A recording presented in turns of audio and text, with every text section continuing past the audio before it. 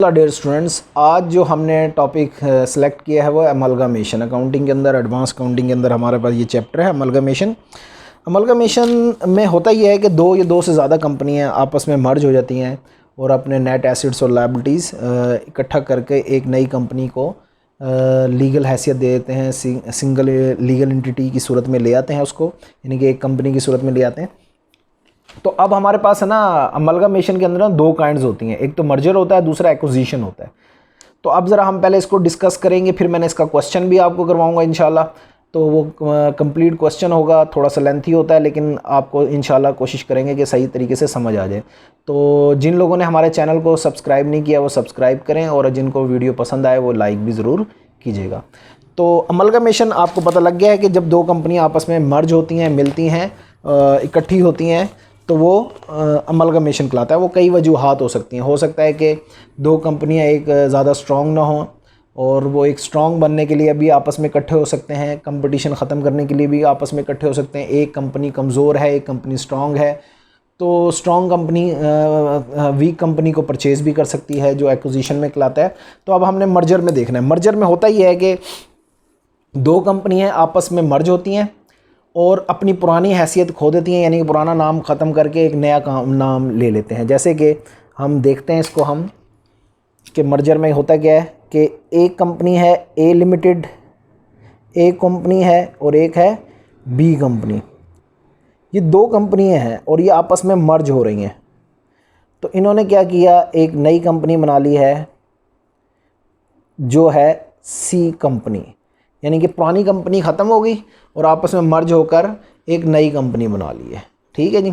इसमें आ जाते हैं हम एक्विजिशन में। ये इधर भी मर्ज ही होता है लेकिन इधर सिलसिला दूसरा होता है। जैसे एक्स लिमिटेड है एक कंपनी और एक है वाई लिमिटेड कंपनी, तो ये दोनों मर्ज होके यानी कि एक एक्स लिमिटेड कंपनी बन गई, यानी कि इसमें Y limited company X limited company में मर्ज हो गई।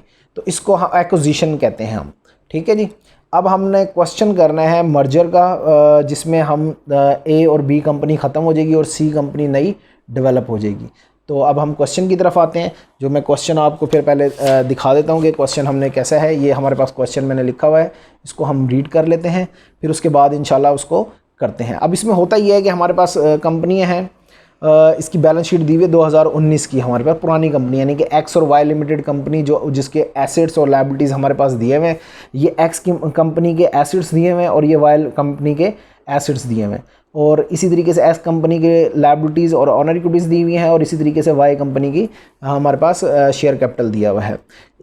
अब जो कि जिस टर्म्स एंड कंडीशन पे हमने इसको मर्ज करना है वो हमारे पास दी हुई है। In the 2nd January 2020, the two companies agreed to amalgamate and form a new company called Z Limited. X and Y Limited company ख़त्म होके Z Limited company में convert हो रही, which take over the assets and liability of both companies. The authorized capital of the Z Limited company is 10 lakh, consisting of the 1 lakh equity share of rupees 110 each. वो कहते हैं 10 लाख के इसके authorise capital है, 1 लाख के share हैं, एक share की कीमत है 10 रुपये। The purchase consideration is agreed at the 1,20,000 and 60,000। ये परचेज कॉन्सिटेशन का मतलब ये है कि एक्स कंपनी को ख़रीदा गया है 1,20,000 में और वाई कंपनी को ख़रीदा गया है 60,000 में। For X limited and Y limited respectively, the entire purchase consideration is to be paid by Z limited company इनको in at fully paid shares in return for the debenture of X limited. जो भी debenture है वो X company limited रखेगा। Debenture of the same amount and the denomination are to be issued by the Z limited company.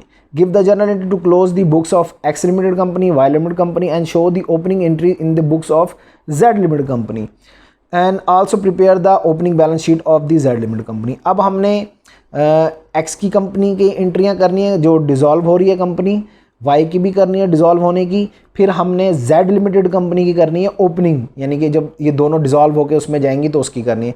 यानी कि 3 journal बन गई, x की, वाई की और जेड की। उसके बाद फिर एक नई बैलेंस शीट बनानी है, ये पुरानी बैलेंस शीट को मर्ज करके आपस में नई बैलेंस शीट हमने बनानी है। तो अब हम क्वेश्चन की तरफ आते हैं। एंट्री करेंगे, फिर उसके बाद वाई की करेंगे। तो सबसे पहले एक्स लिमिटेड जर्नल करना है हमने। इसको हम कह सकते हैं in the book of X limited. तो जितने भी अब इसके एसिड्स हैं उनको उठा के क्रेडिट कर देना है और रियलाइजेशन अकाउंट को डेबिट कर देना है। अब इसके पास कौन कौन से अकाउंट हैं, एसिड्स हैं, लैंड, बिल्डिंग और प्लांट, ये सारा कुछ है। सबसे पहले हम रियलाइजेशन अकाउंट को क्या करते हैं जी, डेबिट करते हैं। तो रियलाइजेशन अकाउंट डेबिट, अभी ये अमाउंट हम जब टोटल एसेट को करेंगे तब लिखेंगे। तो सबसे पहले है लैंड एंड बिल्डिंग, जो हमारे पास है 30,000 की, क्रेडिट साइड पे लिखना है ये। अच्छा जी, उसके बाद हमारे पास है प्लांट एंड मशीनरी, जो के है अमाउंट इसकी 1,10,000। उसके बाद है स्टॉक दिया हुआ है जी हमारे पास 16,000 का। उसके बाद है हमारे डेटर अकाउंट, डेटर हैं जी हमारे पास 14,000 के। और लास्ट में है कैश, हार्ड कैश है ये हमारे पास 3,000। अच्छा, अब इसका हमने टोटल करना है इन तमाम एसेट्स का, जो बनता है हमारे पास 1,73,000। ये हमारी फ़र्स्ट ट्रांजैक्शन कंप्लीट हो गई है। जब हम इसको 1 जनवरी को जब हम इसको डिज़ोल्व कर रहे हैं 2002 में, तो ये हमारे पहली एंट्री हो गई है। इसमें हम कहेंगे कि being the transfer of different assets to realisation account as per the scheme of amalgamation. ये अब हम उसके नरेशन लिखनी हो तो आप ये लिख देंगे। बहरहाल हम नरेशन के ऊपर नहीं जाते, इतना टाइम वेस्ट नहीं करते, आप एडवांस अकाउंटिंग के स्टूडेंट हैं तो इतना तो आपको पता ही होगा। अच्छा जी, नेक्स्ट पे आ जाते हैं। अब हम जितने भी हमारी इसकी करंट लायबिलिटीज़ है वो उठानी है, सिर्फ लायबिलिटीज़ वो जो करंट हो। अब इसमें सबसे पहले अब लायबिलिटीज़ को डेबिट करना है। डिबेंचर है एक, तो सबसे पहले डिबेंचर है हमारे पास 20,000 का। उसके बाद हमने डिबेंचर के बाद एम्प्लॉइज़ प्रोविडेंट फ़ंड है वो लेना है हमने।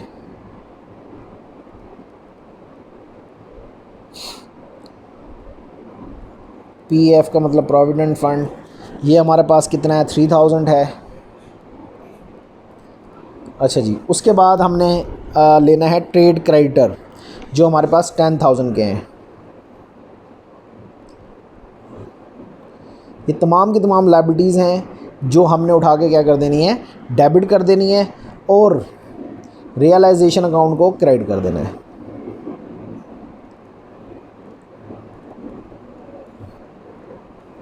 ये टोटल बनेगा जी हमारे पास 30 तकरीबन ये बना जी 30 और 33,000। इसकी भी नरेशन आपने लिख लेनी है। नरेशन कुछ ऐसी होगी, being the transfer of different liability to realisation account. अब हम आ जाते हैं नेक्स्ट, उस पे नेक्स्ट एंट्री होगी। अब हमारे पास जितनी भी हमारे ये जो इक्विटी शेयर्स वगैरह हैं, ये इसको हमने ट्रांसफ़र करना है सन्ड्री इक्विटी शेयर होल्डर में। तो सबसे पहले हमने लिखना है इक्विटी शेयर,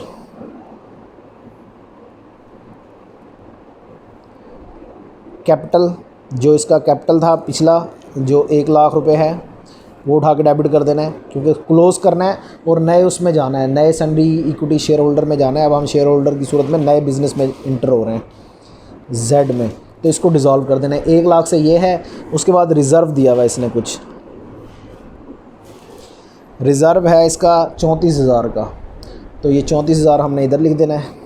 जितना भी रिज़र्व है अभी लिखना है, लेकिन रिज़र्व के साथ अभी हमने कुछ ट्रीटमेंट करनी है, ये जो मैं बाद में बताऊंगा आपको जब हम जेड में जाएंगे। अच्छा जी, उसके बाद है डिविडेंड। डिविडेंड है जी हमारे पास 4,000। अच्छा जी, नेक्स्ट पे अब हमारे पास आ जाता है प्रॉफिट एंड लॉस।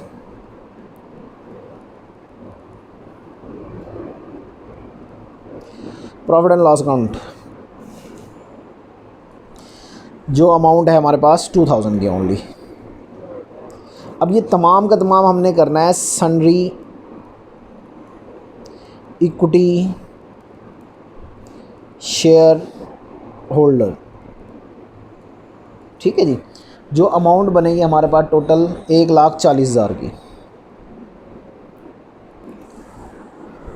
1,40,000 की। अब आपको पता होगा कि हमने ये बिज़नेस जो परचेज़ किया था वो 1 लाख परचेज़ कॉन्सिटेशन थी हमारी 1,20,000 की, यानी कि एक्स 1,20,000 का ख़रीद रहा था और वाई ख़रीद रहा है 60,000 में। तो लेकिन यहाँ पे हमें वो बता रहा है कि जो हमारा जो शेयर कैपिटल बना है वो कितना बना है। अब हमारा जो बिज़नेस था वो तकरीबन 1,20,000 का था जो हम परचेज़ कॉन्सिटेशन है, लेकिन हमारा जो कैपिटल बन रहा है वो कितना बन रहा है 1,40,000 का बन रहा है। तो अब हम 20,000 से ऊपर से एंट्री देखनी है पहले, लेकिन सबसे पहले हम जेड में जो इन्वेस्ट कर रहे हैं वो कितना कर रहे हैं, वो जेड लिमिटेड डेबिट कर देना है, रियलाइजेशन अकाउंट को क्रेडिट कर देना है। जो परचेज़ कॉन्सिटेशन की जितनी भी अमाउंट थी वो 1,20,000 है, उससे एंट्री करनी है आपने। ठीक है जी। तो ये 1,20,000 आ गया। अब हमने जो 20,000 हम एक्स्ट्रा हमारे जो बन रहे हैं उसको हमने क्या करना है, ख़त्म करना है और रियलाइजेशन अकाउंट को हमने क्रेडिट कर देना है। तो सबसे पहले हम आ जाते हैं सन्ड्री, ये जो सन्ड्री इक्विटी शेयर होल्डर है इसको डेबिट कर देना है आपने। सन्ड्री इक्विटी शेयर होल्डर ये डेबिट हो जाएगा हमारे पास कितने से, 20,000 से, सिर्फ 20,000 से। ये देख रहे हैं आप एंट्री में 40,000, 1,40,000 बना, 1,20,000 की हमारी परचेज़ कॉन्सिटेशन थी जो जेड से हम ले रहे हैं। तो ये जो 20,000 जो हमारा एक्स्ट्रा है ये सन्ड्री इक्विटी शेयर होल्डर को डेबिट करें और रियलाइजेशन को चार्ज कर दें, रियलाइजेशन अकाउंट क्रेडिट कर दें। ठीक है। तो ये अमाउंट आ गई जी हमारे पास 1,20,000 की आ गई, टोटल 20,000 की टोटल अमाउंट आ गई है। ठीक है जी। उसके बाद एक लास्ट में एंट्री करनी है शेयर जो हमने परचेज़ करने हैं। अब जेड लिमिटेड कंपनी को डालें उसमें, तो share in Z limited debit account debit और जेड लिमिटेड अकाउंट क्रेडिट कर देना है 1,20,000 से। इसी तरीके से सेम अब हमने वाई का अकाउंट बनाना है। और अच्छा, ये जितनी भी क्या कहते हैं हमारे पास अब जो बचा हुआ है, यानी कि ये जो सन्ड्री इक्विटी शेयर होल्डर इसको भी ख़त्म करना है और शेयर्स इन जेड लिमिटेड ये भी ख़त्म करना है, यानी कि ये जो बना हुआ है इसको भी ख़त्म करें। 20,000 से पहले ख़त्म हो गया, 1,20,000 से और ख़त्म कर देना है आपने इसको।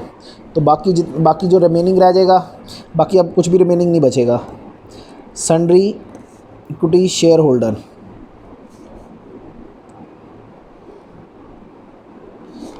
ये सन्ड्री इक्विटी शेयर होल्डर कर देना 1,20,000 से।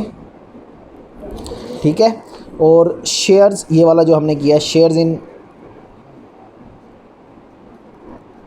जेड लिमिटेड, अब ये हमारी लास्ट एंट्री है, बिल्कुल क्लोज़ हो गया। अब एक्स की एंट्रियां हमारी ख़त्म हो गई हैं। अब हमने वाई की एंट्रियां करनी है। ये एक्स की मैक्सिमम एंट्रियां थी जो हमने अब कर ली हैं।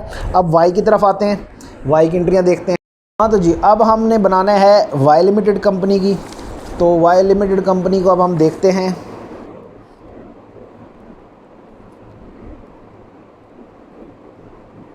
अच्छा, अब वाई के सबसे पहले एसिड्स देखने हैं। तो उसमें हमने करना यही है, रियलाइजेशन अकाउंट डेबिट करना है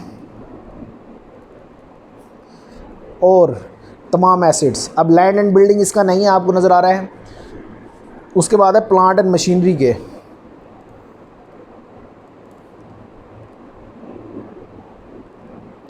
ये अमाउंट है जी 50,000। इसके बाद हमारे पास आ जाते हैं जी प्लांट स्टॉक, फिर है डेटर अकाउंट और फिर कैश। तो 8,000 हमारा स्टॉक है, 9,000 का हमारा डेटर है और 1,000 हमारे पास कैश है। तो ये जो टोटल अमाउंट बनेगी 68,000 बनेगी हमारे पास।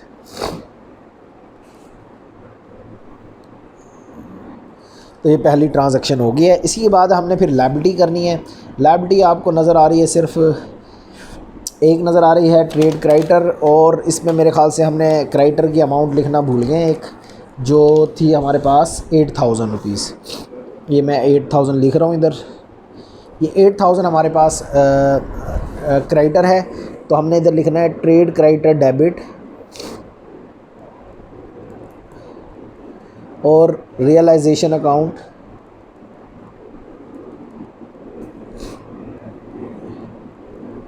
डेबिट, क्रेडिट हो जाएगा 8000 रुपीज़ से, ठीक है। बाकी लायबिलिटी नहीं है इसकी। तो अब इसका सिर्फ ऑनर इक्विटी का, यानी कि दूसरे भी जो हमारे रिज़र्व हैं और डिविडेंड था और प्रॉफिट एंड लॉस था, ये नहीं दिया हुआ, तो सिर्फ़ और सिर्फ एक अमाउंट दी हुई है जो हमारी है इक्विटी शेयर कैपिटल की, सिर्फ हमने वो उठानी है।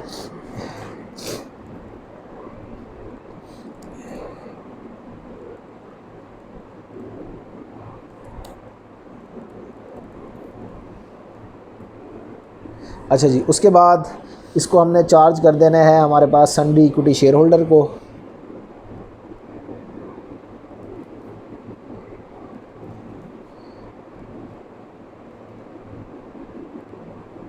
जो है हमारे पास 60,000 का,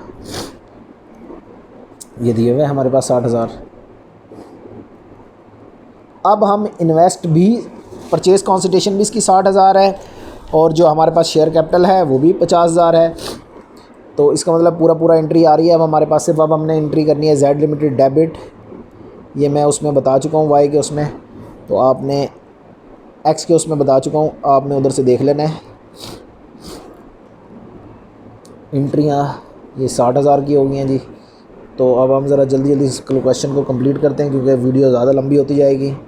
share in Z limited debit और जेड लिमिटेड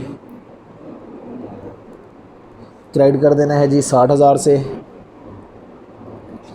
और लास्ट में एक एंट्री और होनी है जी हमारे पास, वही सन्ड्री इक्विटी जो जितना भी है ये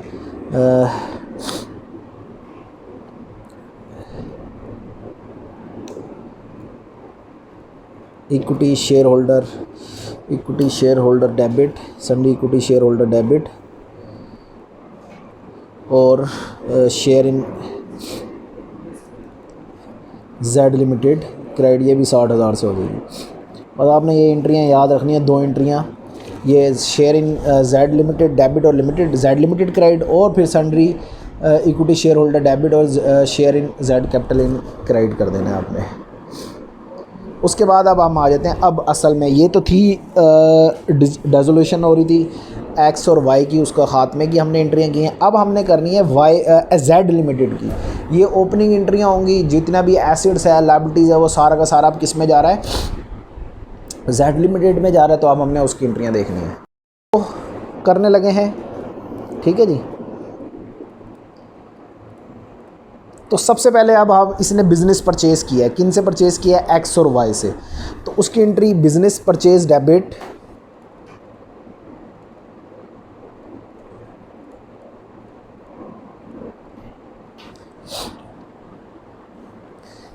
कितने का लिया था, परचेज़ कंसिडरेशन था 1,20,000 ये था, 60,000 ये था, टोटल हो गया 1,80,000। और किससे ले रहा है, लिक्विडेटर कौन है, एक्स और वाई। एक्स है हमारा लिक्विडेटर, लिमिटेड एक्स लिमिटेड 1,20,000 से ले रहे हैं इससे भाई, और वाई है लिक्विडेटर जो इसमें मर्ज हो रहा है वो हो रहा है कितने से, 60,000 से। अब उनके जितने भी एसिड्स हैं, लायबिलिटीज़ हैं, वो हमने लेके आनी है। सबसे पहले मैं एक्स की लेके आता हूँ। एक्स के जितने भी एसिड्स हैं, सबसे पहले नंबर पे है लैंड एंड बिल्डिंग, ये डेबिट कर देना है हमने, कितने से जी, 30,000 से। उसके बाद 1,10,000 से है हमारे पास प्लांट एंड मशीन,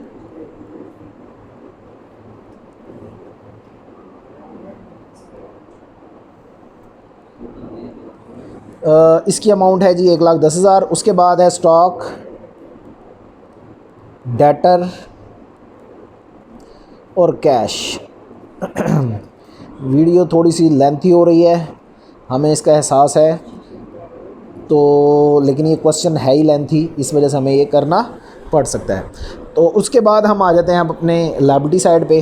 तो डिबेंचर है,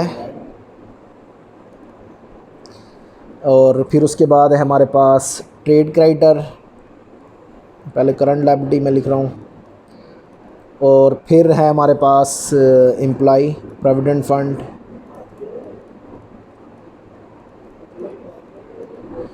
उसके बाद है रिज़र्व। रिज़र्व को हमने ज़रा अभी देखना है, इसकी थोड़ी सी मैंने एडजस्टमेंट करवानी है, थोड़ी सी इसकी ट्यूटोरियल देना है, इसको बताना है कि किस तरीके से रिज़र्व निकालना है। उसके बाद है प्रॉफिट एंड लॉस, उसके बाद है जी हमारे पास प्रॉफिट एंड लॉस के बाद डिविडेंड।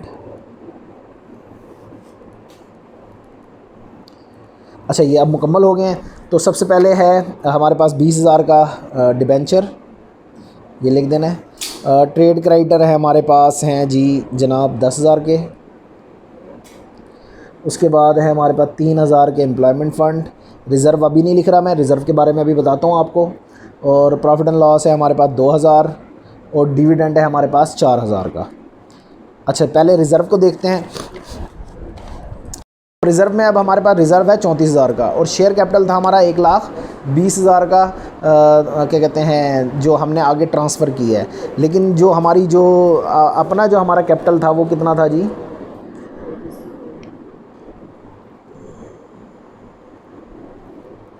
ये तो वो है जो ट्रांसफ़र हो रहा है,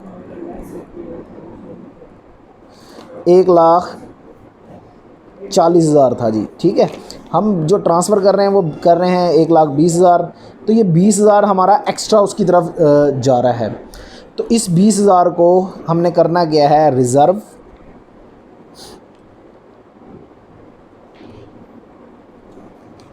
$34,000 है, और इसमें से ये जो एक्स्ट्रा हमारे पास निकला हुआ है कैपिटल,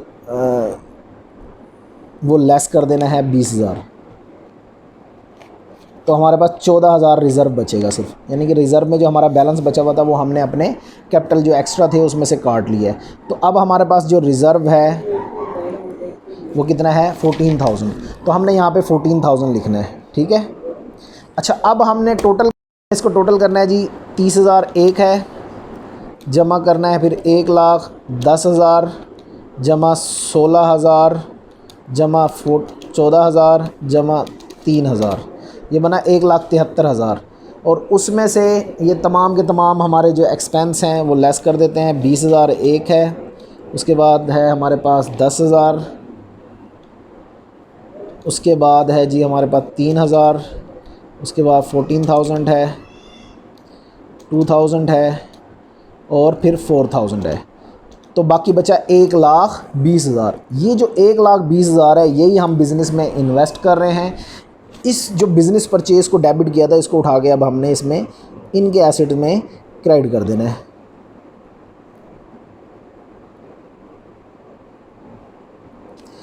ये हमारी एंट्री पहली एक्स की होगी। इसी तरीके से अब हमने वाई की करनी है। तो तमाम एसेट हैं, जैसे प्लांट है, प्लांट एंड मशीन था इसका सिर्फ, इसका लैंड एंड बिल्डिंग नहीं है। स्टॉक है, डेटर है, और कैश है। ठीक है जी, ये हम लिख लेते हैं। 50,000, 8,000 और 9,000, और इसका 1,000 कैश है हमारा। उसके बाद जो भी लायबिलिटी है, लायबिलिटी अब हमारे पास कुछ भी नहीं था, सिर्फ एक ट्रेड क्रेडिटर था, और वो है 8,000। ठीक है। अब इसमें से हमने टोटल कर लेते हैं। इसका 50,000 एक है, जमा 8,000 एक था, 9,000 था, और 1,000, ये टोटल बना 68,000। इसमें से 8,000 जब गए तो हमारे पास 60,000 बचा, जो हमने बिज़नेस परचेज़ जो किया है उसको हमने इसमें चार्ज कर देना है। ठीक है जी, ये बिज़नेस परचेज़ आ गया। अब ये एंट्री आ गई हमारे पास इसकी। उसके बाद हमने क्या करना है, जितने भी लिक्विडेटर हैं उसको भी ख़त्म करना है, शेयर कैपिटल में चार्ज करना है। लिक्विडेटर,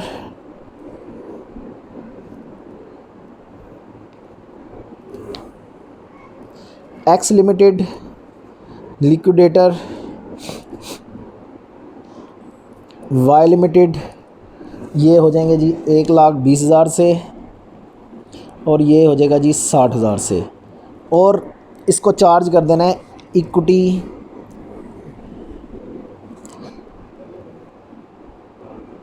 इक्विटी शेयर कैपिटल में। अब ये इनका शेयर कैपिटल बन गया है 1,80,000 का। अच्छा, लास्ट में एक हमारे पास एंट्री हैं, ये पसीनों के हमारे जी गिर रहे हैं इतनी मेहनत में और गर्मी में आपके लिए वीडियो बना रहे हैं हम, तो थोड़ा सा वो कीजिएगा। In return for debenture is X limited debenture of the same amount and denomination are to be issued by Z limited. ये जो डिबेंचर थे हमने एक इसको दे देना, एक्स ने जेड को चार्ज कर दिए। तो एंट्री करनी है हमने, इसकी एक लास्ट एंट्री होगी बस, उसके बाद हम बैलेंस शीट पे आ जाएंगे जो फाइनल होगा। तो डिबेंचर इन एक्स लिमिटेड, डिबेंचर इन एक्स लिमिटेड डेबिट 20,000 से का डिबेंचर है, और ये डिबेंचर किसके पास चला गया, जेड लिमिटेड में मर्ज हो गया, जो 6% के हिसाब से था। 6% के हिसाब से अब ये डिबेंचर को उठा के क्रेडिट कर देना है, बस ये एंट्री पास करनी है और हमारी एंट्रियाँ, जर्नल एंट्रियाँ मुकम्मल हो गई हैं। अब हमारे पास रह गया सिर्फ बैलेंस शीट। अब वो बैलेंस शीट की तरफ में हमने सबसे पहले तो एसिड साइड पे आ जाना है, एसिड साइड लेना है। तो इसमें सबसे पहले तो हमारे पास करंट एसिड आएंगे। ये पहला ए आपने वो देना है करंट एसिड की हेडिंग। अच्छा, अब आपने करना ये है कि दोनों के एसिड्स और दोनों की लायबिलिटी इकट्ठी करनी है, यानी कि ये अलग अलग नहीं लिखना, अब आपने इकट्ठा लिखना है। तो सबसे पहले था तो करंट एसिड हमारे पास अब आ जाते हैं। सबसे पहले करंट एसिड में देखते हैं, ये मैंने गलती से ज़रा फिक्स एसिड लिख दिया था। करंट एसिड में देखते हैं हमारे पास कौन कौन सा है। स्टॉक है हमारे पास करंट एसिड में। अच्छा, स्टॉक दोनों का लेना है, 16,000 इसका था, 8,000 इसका, तो ये बनेगा टोटल 24,000। ठीक है। उसके बाद हमने डेटर लेना है। डेटर भी हमारा करंट एसिड में आ जाता है, जो 14,000 और 9,000, ये 23,000 बना। उसके बाद हमने लेना है जी कैश। कैश है जी हमारे पास 3,000 और 1,000, ये 4,000 आ गया। ठीक है। अब उसके बाद आ जाते हैं हम फिक्स एसिड पे, बी कैटेगरी, बी में आ जाते हैं फिक्स एसिड। ये देखना है तो फिक्स एसिड में हमारे पास सबसे पहले था लैंड एंड बिल्डिंग, जो सिर्फ़ और सिर्फ एक्स की थी। ठीक है। कितनी है जी, 30,000। उसके बाद है प्लांट एंड मशीन, ये दोनों की है, 1,10,000 इसकी है और 50,000 इसकी है, ये बना 1,60,000। ठीक है जी। उसके बाद हम आ जाते हैं, बस ये दो हमारे फिक्स एसिड हैं और कोई भी नहीं है इसके बाद। बस अब हमने इसका टोटल करना है, तो हमारा ये एसिड साइड मुकम्मल हो जाएगी, ये एक साइड हमारी मुकम्मल हो जाएगी। तो 24,000 इसके हैं जमा, फिर 23,000 इसके हैं जी, और फिर 4,000 एक है, 30,000 और 1,60,000। तो ये टोटल बना 2,41,000। ठीक है। अब आ जाते हैं हम अपनी लायबिलिटी साइड पे। लायबिलिटी साइड को अगर हमने देखना है तो सबसे पहले शेयर कैपिटल लिख लेते हैं हम इधर, कि कितना हमारे पास वो लेके आए हैं दोनों पार्टीज़, उसको हमने देखना है। तो हमारा जो ऑथोराइज कैपिटल था वो देखना है जी हमारे पास कितना है। 1,00,000 शेयर हैं, ये हमारे उसने बताए हुए हमारे पास 1,00,000 शेयर हैं, और एक शेयर की कीमत है 10 रुपये। तो ऑथोराइज कैपिटल जो हो गया वो हमारा हो गया जी 10 लाख रुपए। ठीक है। इसको हमने पैरेलल लाइंस में बंद कर देना है, इसका टोटल नीचे नहीं आएगा, जस्ट ये इन्फॉर्मेशन है कि भाई हमारा इतना कैपिटल है। उसके बाद जो हमारे इक्विटी शेयर जो इशू किए हैं, जो सब्सक्राइब हुए हैं, यानी कि जो दोनों पार्टी को हमने इशू किए हैं, इशू शेयर कह लें या इशू कैपिटल कह लें, वो कितना है जी वो देख लेते हैं। वो 18,000 शेयर हैं और एक की कीमत है जी हमारे पास 10 रुपये। तो ये 1,80,000, यानी कि वो 1,20,000 एक्स ने लिए हैं और 1,60,000 उसने वाई ने लिए हैं। उसके बाद हम आ जाते हैं रिज़र्व और सरप्लस की तरफ।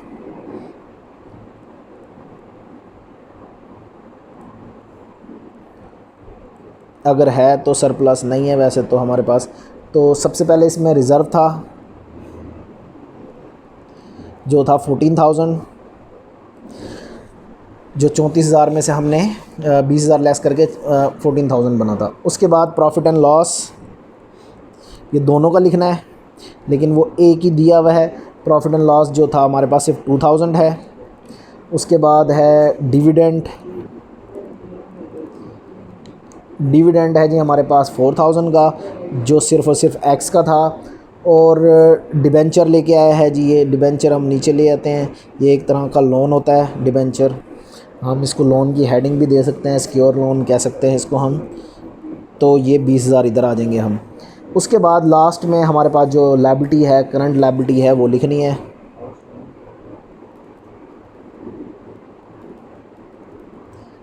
इसको भी हेडिंग दे देनी है। करंट लायबिलिटी में हमारे पास बस सिर्फ दो चीज़ें बची हैं, एक ट्रेड क्रेडिटर है और एक है जी हमारे पास एम्प्लॉय प्रोविडेंट फंड।